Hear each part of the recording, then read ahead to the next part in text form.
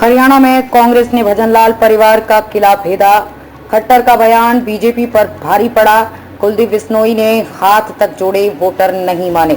56 साल से भजनलाल परिवार का अभेद दुर्ग कहे जाने वाले आदमपुर में इस बार लोकसभा चुनाव में भाजपा को हार का सामना करना पड़ा है।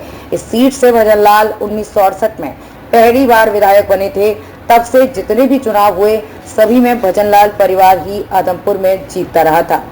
दिवंगत भजनलाल के बेटे कुलदीप बिश्नोई भाजपा में हैं और उनके बेटे भव्य बिश्नोई 2022 में यहां से भाजपा की टिकट पर विधायक चुने गए थे।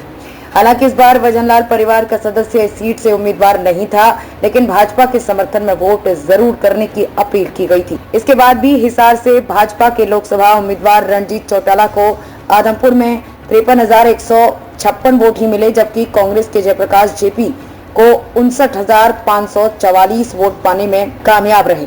इस प्रकार जयप्रकाश जेपी 6,384 वोट से आदमपुर जीत गए। कुलदीप ने बार बार जनता के सामने हाथ जोड़े।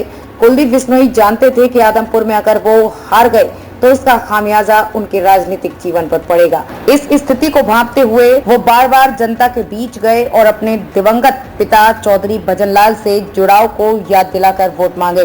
वो बार बार जनता के बीच जाकर हाथ जोड़ते हुए भी नजर आए। कहते रहे, लाज रख लेना, कहीं गलत कदम मत उठा लेना। फिर भी लोगों ने कुलदीप बिश्नोई की अपील को अनसुना कर दिया।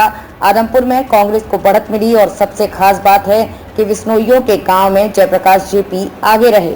इसका कारण कुलदीप बिश्नोई से लोगों की नाराजगी को माना जा रहा है। बिश्नोई परिवार का आदमपुर में घटा जनाधार।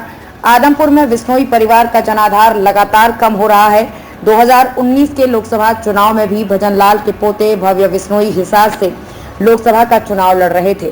तब भाजपा के ब्रजेंद्र सिंह ने भव्य को आदमपुर में हराया था। अब लोकसभा चुनाव में ये दूसरा मौका है जब बिश्नोई परिवार आदमपुर में हार गया हो। वहीं दूसरी तरफ विधानसभा चुनाव में भाजपा की ही टिकट पर भव्य आदमपुर से चुनाव लड़े और चुनाव जीते, मगर चुनाव जीत का मार्जिन कम हो गया। भव्य 15,714 वोटों से ही जीत दर्ज कर पाए। बिश्नोई परिवार का आदमपुर ही नहीं, आसपास की सीटों पर भी प्रभाव देखने नहीं मिला।